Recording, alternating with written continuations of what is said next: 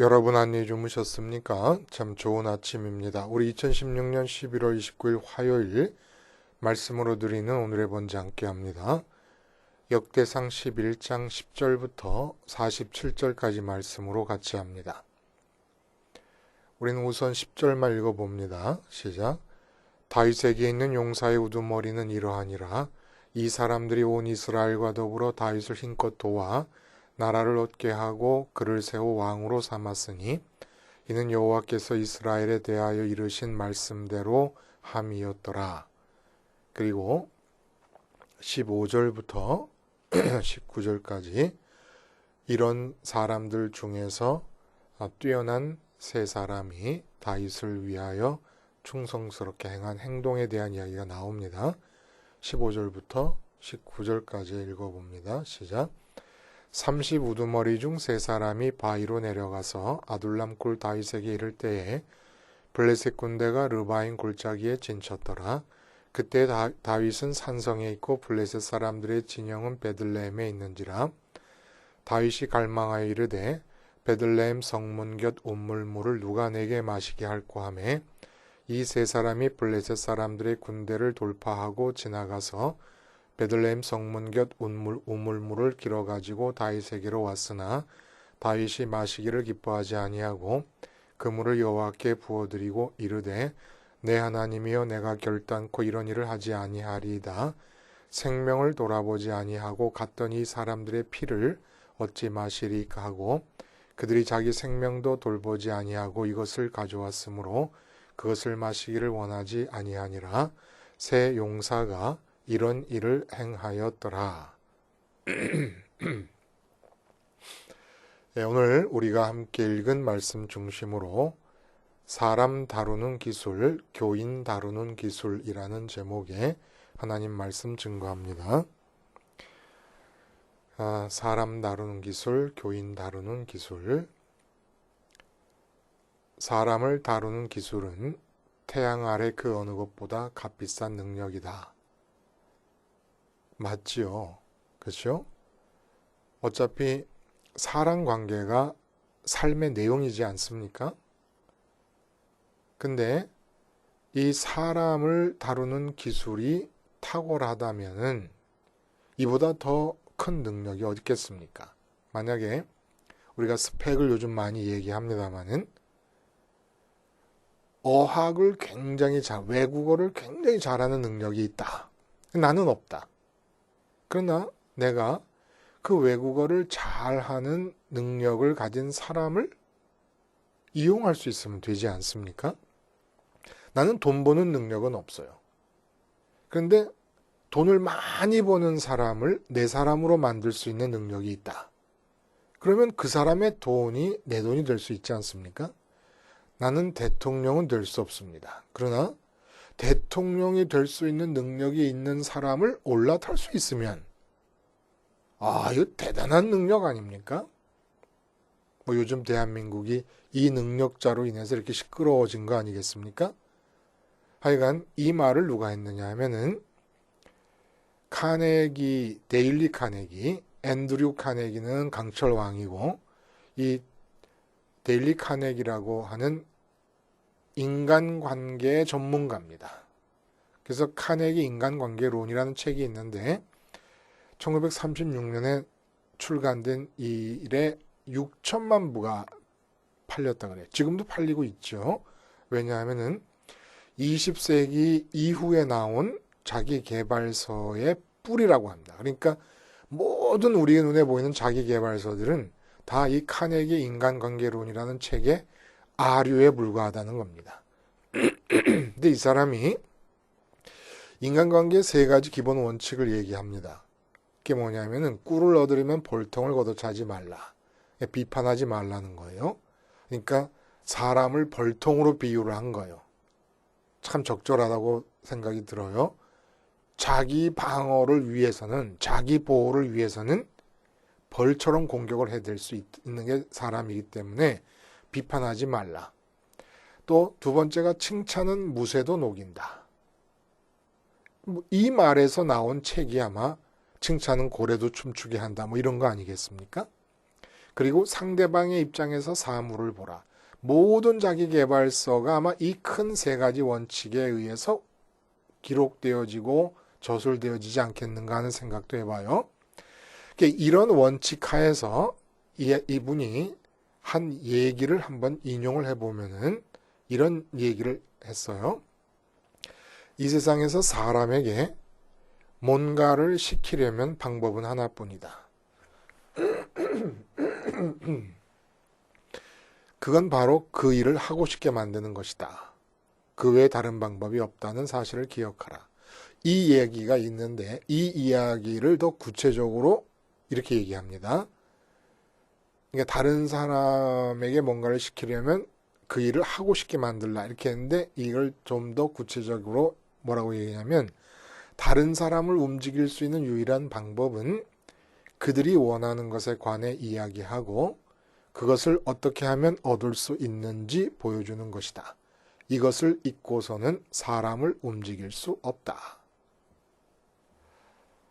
데일리 카네기의 탁월한 통찰이라고 말하기에는 민망할 정도로 사람은 누구나 본능적으로 알 수 있는 정도의 이야기입니다. 근데 내 욕망에 사로잡혀서 내 욕망을 이루고 싶은 마음에 급해서 내가 마주대하고 있는 사람이 원하는 것을 볼 틈이 없는 거예요. 그러다가는 인간관계를 실패합니다. 그래서 이 책의 내용을 요약적으로 말을 해보면 이런 거예요. 내가 원하는 것을 사람들을 통해서 얻기 위해서는 제가 요약하는 겁니다. 책을. 그 사람들을 비판 대신에 칭찬하고 그 사람의 입장에 섬으로써 그 사람들이 원하는 것을 어떻게 얻을 수 있는지를 말해 주어야 한다. 이렇게 요약할 수 있겠습니다. 비판하지 말고 칭찬하고 그 사람의 입장에 섬으로써 그 사람들이 원하는 것을 알고 그럼 그 사람이 자기가 원하는 걸 어떻게 얻을 수 있는지를 말해줄 때 내가 그 사람을 통해서 얻으려는 것을 얻을 수 있다는 겁니다. 이 말대로라면 문제가 뭐냐면 복음을 전하는 것이 불가능해 보인다는 겁니다. 사람들이 원하는 것에 관해 이야기하고 그것을 어떻게 하면 얻을 수 있는지 보여주어야만 사람을 움직일 수 있다면 우리가 복음을 전할 때 복음을 받아들이게 하는 것도 사람을 움직이게 하는 거 아닙니까?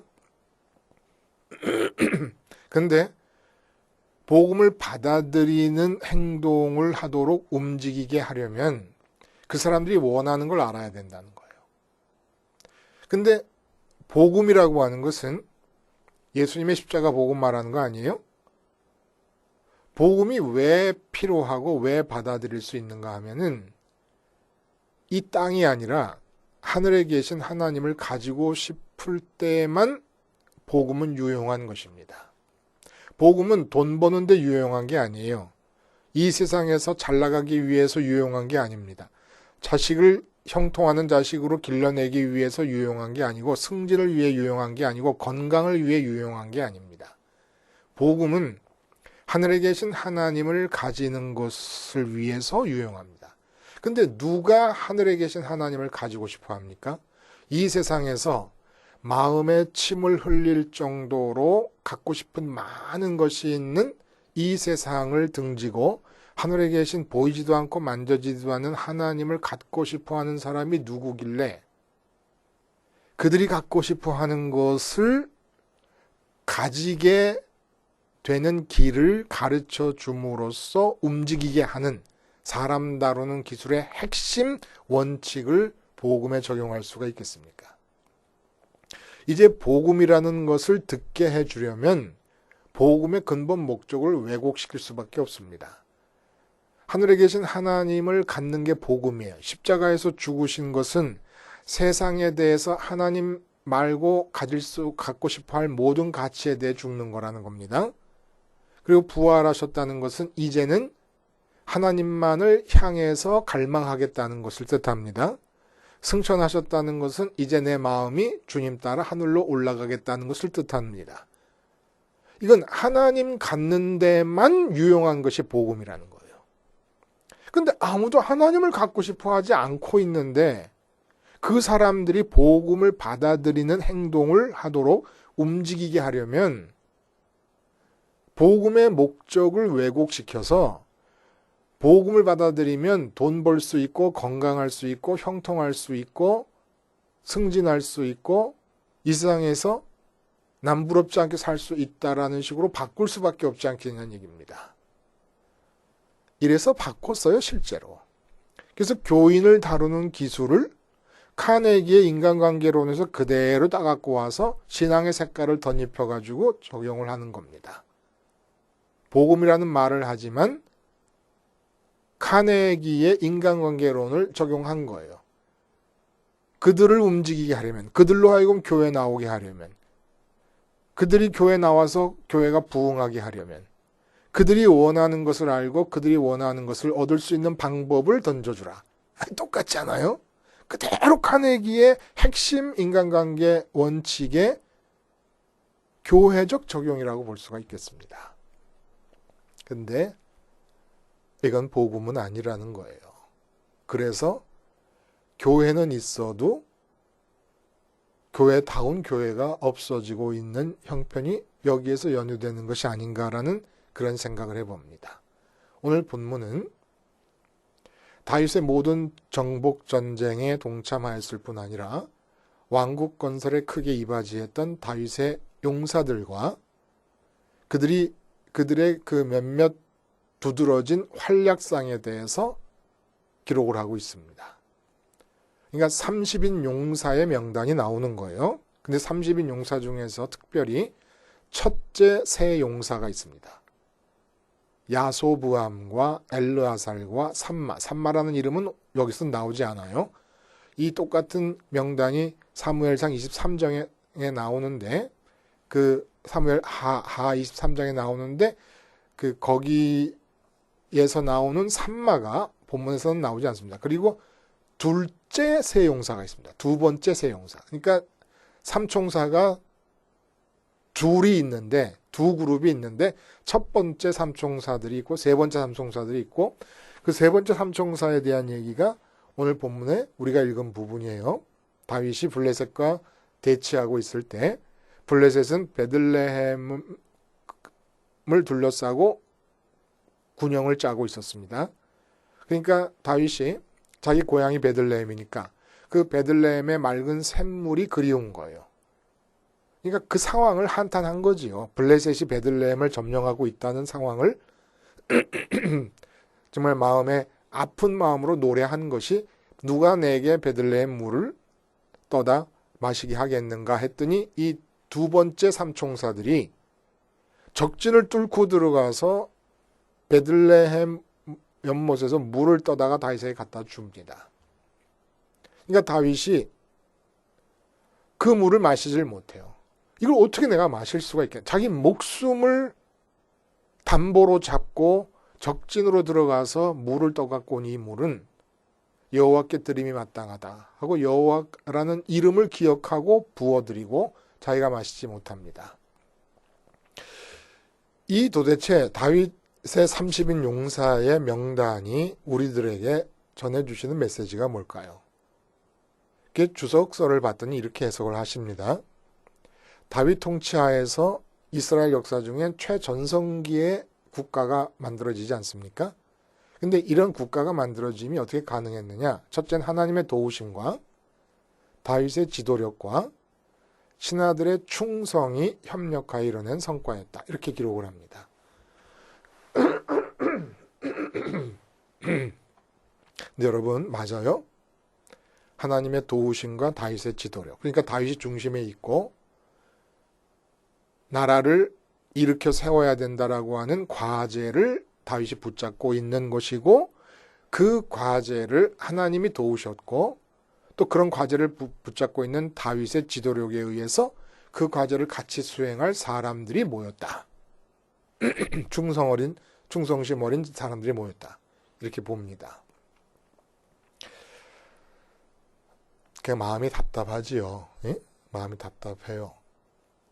벌써 주석에서 기독교가 사라지고 있는 겁니다. 주석에서. 이 30인 용사의 명단을 기록하면서 그리고 몇몇 두드러진 그들의 활약상, 무용담을 이야기하면서 에스라가, 역대기의 저자인 에스라가 우리에게 전달해 주고자 하는 메시지가 뭘까요, 여러분?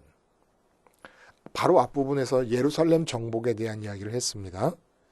그리고 예루살렘 정복이라고 하는 역사적인 사실을 에스라는 어떻게 이용해서 어떤 메시지를 전하려 했느냐 하면은 다윗이 사무엘에게 소녀 목동 시절에 기름 부음을 받고 나서부터 우여곡절을 거쳐서 골리앗을 죽이고 여기부터 쭉 피신생활을 거쳐 헤브론에서 유다 지파의 왕이 되었다가 7년을 통치하고 나서 전체 이스라엘의 왕이 된 때까지 모든 것에 다 생략해갖고 그 생략된 부분, 이스라엘 사람들은 누구나 알 수 있는 다윗의 얘기, 그 부분을 예루살렘과 연결을 시켰다고 말씀을 드렸습니다. 그러니까 이 생략된 기간 동안에 모든 우여곡절을 관통한 다윗의 마음 상태가 어떤 상태였냐면은 바로 예루살렘이 가리키는 바 성전 아닙니까? 성전의 영성이었다는 것을 말해주고 있었던 겁니다. 왜 다윗은 예루살렘의 성전 영성을 필요로 했을까요? 아브라함과 맺어진 선민에게 있어서의 할례 의식에 충만했기 때문에. 할례 의식이라는 건 뭡니까? 눈앞에 누가 있어도 어떤 상황이 전개되더라도 전능하시고 살아계신 하나님이 내 마음에는 더 우선적인 관심의 대상이시다. 그래서 우리는 어저께 그 얘기를 아기가 엄마를 가슴에 끼어 안듯이 우리가 하나님을 끼어 안는 거라고 말을 했습니다. 이것이 전제가 되고 있어야 된다는 거예요. 그리고 30인 용사를 이해를 해 나가야 된다는 겁니다. 왜 자꾸 이 전제를 흩뜨려 버리느냐 말입니다. 이해를 해 나갈, 성경을 이해해 나갈 때. 그럼 이걸 전제로 하면 어떤 얘기가 됩니까? 지금 나라를 세워 나가야 되는 왕의 위치에선 다윗이 나라를 세워 나가야 된다는 과제보다도 할례의식에 충실해서 골리앗 앞에서도 골리앗보다 먼저 하나님을 가졌더니 하나님께서 골리앗에 대해 갖고 계신 생각이 다윗에게 내려와서 다윗이 움직였던 거예요. 지금도 마찬가지라는 겁니다. 자, 나라를 세워야 된다. 다윗은 할례의식에 충만한 자요. 그 할례의식에 충실하기 위해서 예루살렘 성전 영성을 유지하는 자였다. 근데 이 사람이 그렇게 할례의식과 성전 영성에 충실하게 삶을 살다 보면 국가라고 하는 과제, 국가 통치라는 과제 앞에서도 하나님만을 붙들 수밖에 없는데 상식적으로 생각해서 국가를 세우고 국가를 통치한다는 것은 혼자 되는 일은 아니지 않느냐. 많은 조력자들 그리고 뛰어난 조력자들이 있어야 되는데 다윗의 마음은 언제나 할례의식에 충만해서 하나님 붙잡는 것에 다 몰입되어 있으니 하나님 붙잡는 게 오늘 붙잡았으면 내일은 어제 붙잡은 그 여력으로 유지될 수 있는 게 아니라 한 번 잘 붙잡으면 한 달 유지될 수 있는 게 아니고 매일같이 하나님을 붙잡아야 되기 때문에 성막이나 성전에서는 상번제가 드려지고 있는 거 아닙니까? 할례의식, 다른 것을 하나님보다 먼저 마음이 가진 상태, 그러한 내 마음이 죽음을 뜻하는 상번제가 성막에서든 성전에서든 드려지게 되는 겁니다. 그러니까 매일매일 하나님 갖는데 충실하다 보면 나라를 통치해야 될 때 필요한 조력자들은 어떻게 관계할 것이고 도대체 사람 관계라는 것 자체를 어떻게 해나갈 수 있을 것이냐, 여기에 답을 주는 거라는 겁니다. 그것은 다윗이 국가 통치라고 하는 과제를 두고 중심에 있고 다윗이 이 과제를 잘 수행하도록 하나님이 도우시고 조력자들이 모인 것이 아니라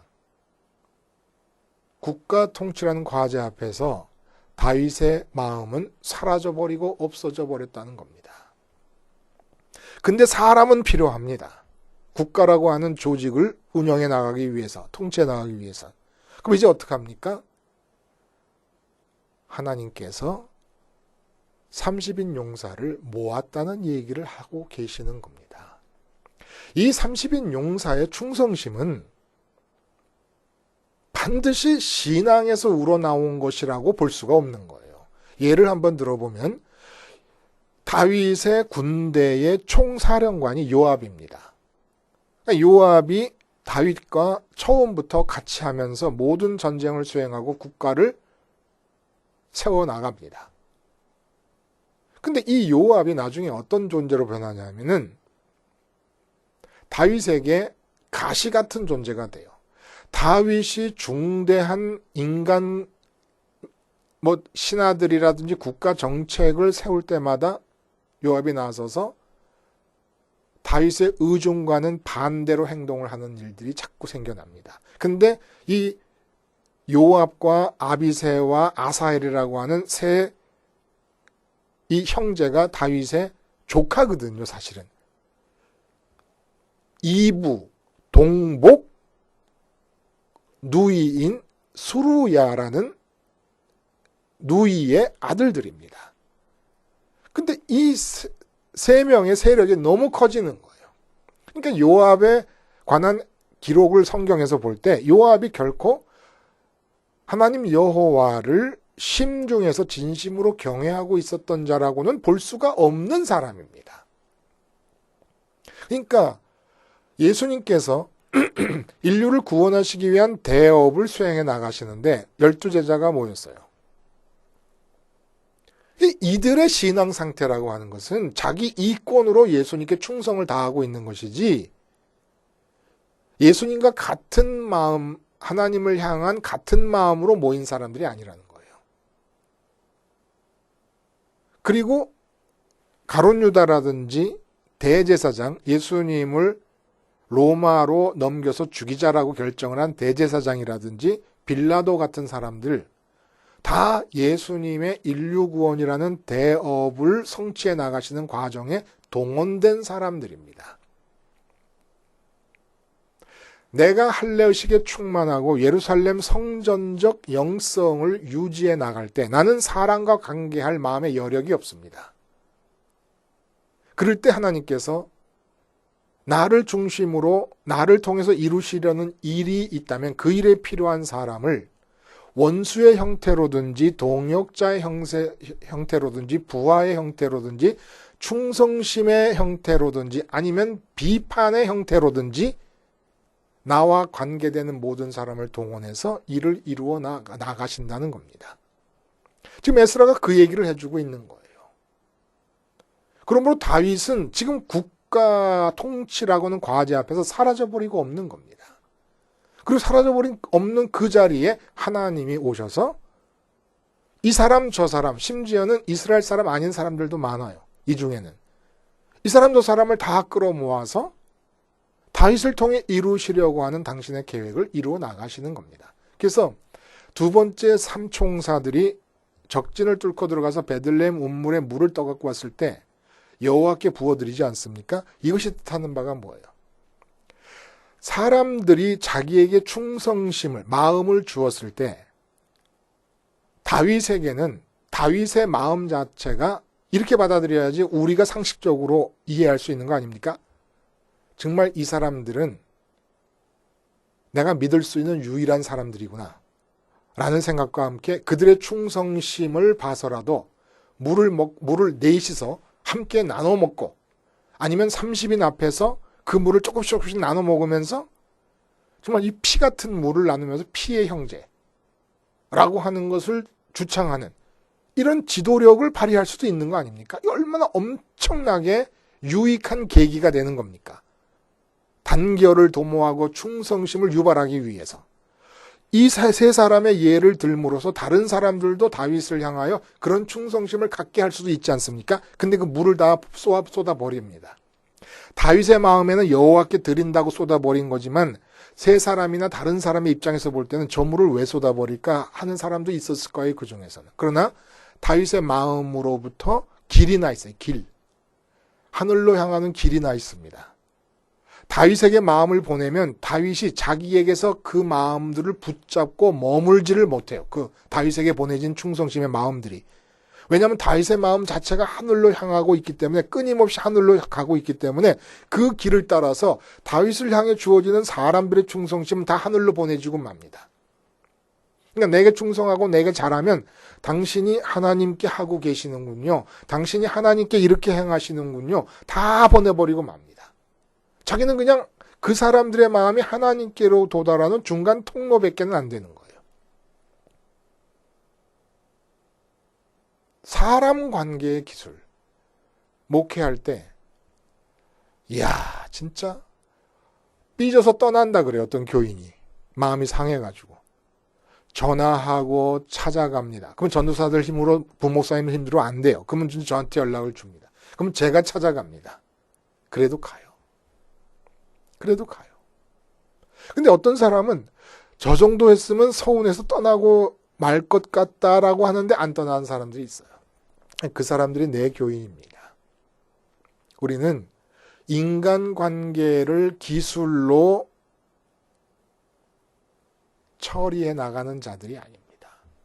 인간관계를 해 나갈 수 있는 힘이 없어요. 힘이. 우리는 할례의식에 충만해서 성전의 영성으로 삶을 사노라 보면 여력이 없습니다. 여력이 없는 것이 마음과 뜻과 힘을 다해 하나님을 사랑하는 거예요. 이렇게 사랑하고 나면, 우리가 어저께 하나님과 선민의 관계를 세 가지 형태로 말하지 않았습니까? 끌어안는다. 끌어안기 위해서 여력이 없어진 거예요. 다른 걸 사랑 관계를 할 수가 없어요. 그럴 때 하나님께서 업고 가시고 하나님께서 백허그를 하신다 라는 얘기를 했습니다. 다윗을 백허그 할 때 다윗 눈앞에 보이는 게 국가 통치라는 과제였어요. 하나님이 다윗을 백허그한 상태에서 이루어 가실 것입니다. 다윗이 직접 움직여야 될 일들은 백허그로서 움직여 가십니다. 그러면 다윗 주변에 있는 조력자들, 여러 가지 일들이 필요한 그 사람들은 하나님께서 다윗을 등에 업고 가시는 겁니다. 하나님이 모으시는 거예요. 그 사람들 중에는 꼭 신앙이 아닌 사람들도 많아요. 목숨을 걸기까지 충성을 보이더라도 그게 신앙에서 나왔다고 얘기할 수는 없는 거라는 겁니다. 예수님 주변에 몰려왔던 사람들과 마찬가지로. 사랑관계, 내가 할례의식에 충만해서 성전 영성을 통해서 하나님 끼어앉기를 주력하면 원수들이 눈앞에 와도, 조력자가 눈앞에 와도, 비판하는 자가 와도, 칭찬하는 자가 와도 결국은 그 모든 자들을 하나님께서 도모하시면서 나를 통해 이루시려는 당신의 뜻을 이루어 가신다는 겁니다. 꼭 기억할 것은 다윗은 촉한의 일대 황제 유비가 관우와 장비와 의형제를 맺고 삼고초려로 제갈공명을 군사로, 군대의 모사로 맞아들인 것과 같은 사람들을 규합하여 대사를 도모하려는 의중이 다윗에게는 전혀 없었다는 것을 꼭 기억하시고, 전혀 없었던 그 다윗을 통해서 이스라엘 역사상 최고의 국가를 하나님 스스로가 건설해 나가신다는 얘기를 오늘 본문이 해주고 있죠. 기도하시겠습니다. 하나님 아버지, 인간관계가 삶의 내용입니다마는 모든 인간 앞에서 하나님 끼어앉기에 주력함으로써 하나님께서 나를 중심으로 모이는 인간 모두를 섭리하시는 역사가 오늘 하루도 끊임없이 이어지게 하여 주시옵소서. 예수님의 이름으로 기도하옵나이다. 아멘.